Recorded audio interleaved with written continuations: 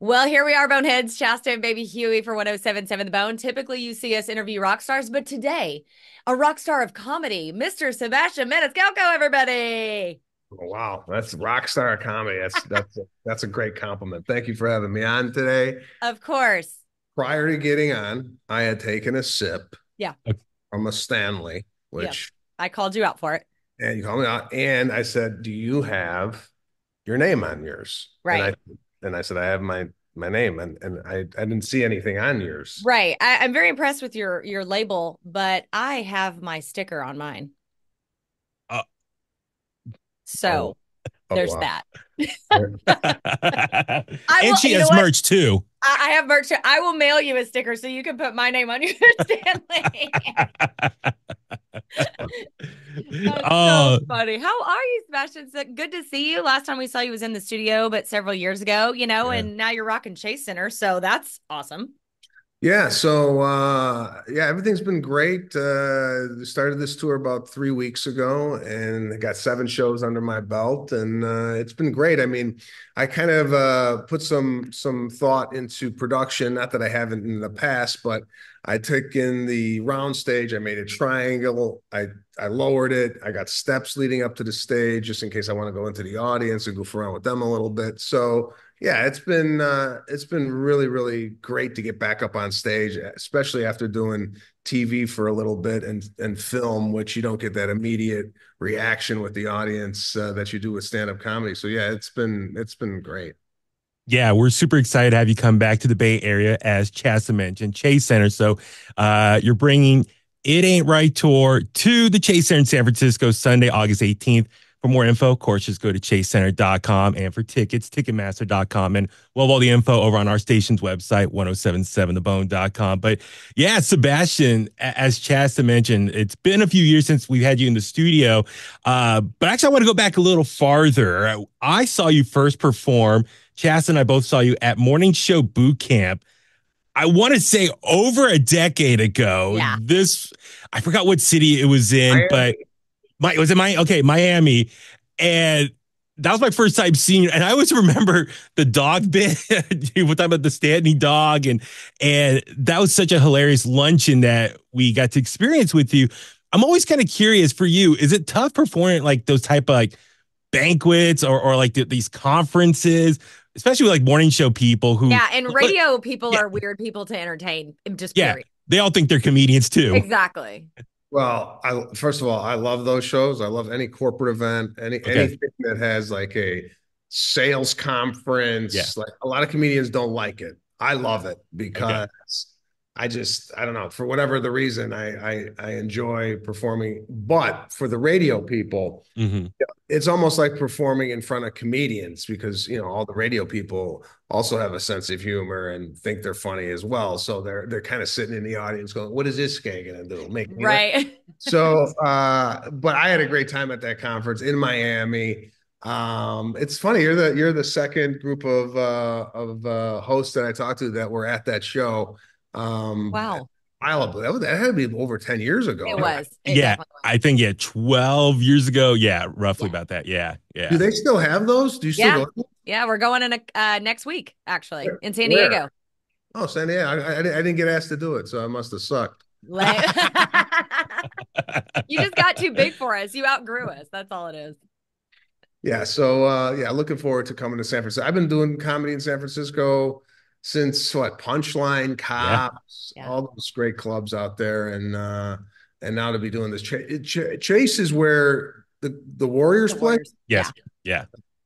Can't beat that. I So mean, yeah. that's pretty badass. Like, Yeah. how do you do that? Like, I mean, those are such huge steps. I mean, the Chase Center is, the largest indoor venue that we have, and it's, pretty new too.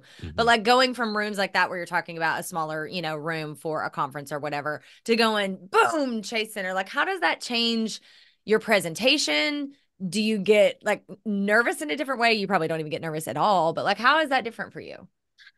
Well, the energy in those arenas are unmatched. As soon as you come out, you Yeah. get just like just a blast of energy Yeah. from the people. You obviously lose some intimacy because you're performing in a hockey arena. Right. Yeah. well, it's the punchline, which is low ceilings, 180 people, and you get to see what the people are eating, and split spits flying out on people. It's just more intimate experience. But I mean, for me, I try to make it as intimate as I possibly can up there. I also go into the crowd, do crowd work. I mean, apparently crowd work is popular now. Yeah. Crowd work for 25 years. But yeah, the material is brand new, it's current, and I got great openers with me. They're not even openers, they're headliners that I brought with me. So it's a great show. Actually, and I do want to touch on the name of your tour. It ain't right. Like we'll go into that in a second. But you did mention crowd work, and Chasta knows where I'm going. So recently, I was at a comedy show, and the comedian, I don't want to say who, but had a joke and was talking with someone in the front row. I guess the people in the front row didn't like the joke, and it created some awkward tension. Eventually, the comedian kicked out these people at the show, and I'm sitting in the back, just kind of like, "Whoa, okay," kind of a little awkwardness. So, I wonder for you a couple things. One, I'm sure you've had your own experience dealing with crowds, people in the front row. How do you deal with that? But then also maybe a bigger picture, like dealing with hecklers. Do you have like a go-to line or situation you deal with a heckler to kind of like break the tension or like get out of it? So I'm just kind of fascinated with crowd work that kind of goes wrong. Well, I mean, if you dive into the crowd and start engaging with the crowd Yeah. and then later on kick the people out, then you have to kind of question what you did, or where did you go wrong with it, or were they Hmm. just Hmm. drunk or what have you. But once you open up that door, and you got to know when to do crowd work too, because Okay. for me, it's been a trial and error. If you do it too early in the show, all of a sudden people think, "Oh, well, this is like an open forum. Yeah. I can shout up whatever I want, Yeah. and he's gonna Yeah. like respond." So I do it like towards like the latter half of the show, Okay. where it's sometimes you just want to dip in, dip a toe, see where people are at. I tend to look at the crowd before I go out to kind of pick my marks. Mm. And I only do that because there's cameras on the crowd, and the Hmm. camera guy has to know what person I'm going to pick out so he can put them up on the screen. So there's no sense of doing crowd work if the people can't see the person, Right. right? Yes. Right. Yeah. Yeah. Yeah. So you got to let the people see the person, because that's half of the thing. So it's kind of a science of kind of what you do with it. And then, heckling, I could deal with the hecklers. It's fine. Okay. And generally speaking, it's nothing that they're trying to like destroy the show. They say something, I say something back, Okay. people laugh, and we move on. It's just when you get like a repetitive issue, or someone comes and approaches the stage and think they have this kind of like one-on-one with you. I haven't really, knock on wood, had any problems with heckling, or people that come to my show are generally speaking out to have a good time. Yeah. Yeah, you get a bad apple every now and then, but for the most part, it's been good. I think being a comic, I mean, first of all, you just have to be nails as far as your fearlessness, because to me that is the most vulnerable thing. But doing crowd work in the way that you do, and there are a few other comics that come to mind that do it really well, like Joe Coy, I think does crowd work really well. Yeah, I think that's a next level because you got to be sharp as shit. Like you have to be on your toes, ready to go because you have no idea what's coming back at you. You kind of have to be almost like a lawyer or a debater. Like that to me is a real art, and you do that really well. Well, thank you. I don't believe, in at least the way I do crowd work, it's not an exchange of like we're talking. It's Hmm. Hmm. I'm doing it. You're just sitting, you're like a You piece just of the, take it. yeah, it's not like I want to get to know you. It's this is what I'm seeing. And Okay. there's a question or two maybe, but Right. I don't want it to be a conversation. I want Yeah. it to be quick, in and out, and we're moving on. Yeah. The name of your tour, It Ain't Right, made me laugh because I just like, as soon as I saw that, I thought, everything is not right now. Like, there's so much that ain't right. Like, how do you even choose what to focus on in the world? Well, I mean, locally here, and I don't know if this is happening in San Francisco. It probably is because it's a state thing. Hmm. Um, you go out to a restaurant and now all of a sudden there's a service charge and Yeah. then gratuity. So I Yep. was curious, what is the service charge cover? And one of the waiters said, well, it's a higher wage. There's a tip in there. Yeah. It's for health insurance. And I started to think, what is the owner paying for? Like, what are you going to charge me for the tablecloth next? I mean, Yeah. how much are we expected to pay above and beyond a gratuity? And speaking of gratuity, I don't know when that became standard now, where you go to the dry cleaner and they're looking for a tip. Yeah. Amen. I The mean, the spin around, The spin the around move. tablet. Yeah. well, that's another thing I got a problem. They spin it around and they go, it's going to ask you a few questions. I'm like, why don't we just be honest? Yeah. Say it's going to ask you to give me more money. You You don't give know, a shit about anything else besides that. yeah. Let's So be real. yeah, there's a lot of things that are not really right in the world, and you're right. It's just an abundance of material. Yeah. I was gonna say because for us, this is a topic we got into recently with tipping, for example. Like I feel like that the spin around tablet scenario, that's always done like right after you order something.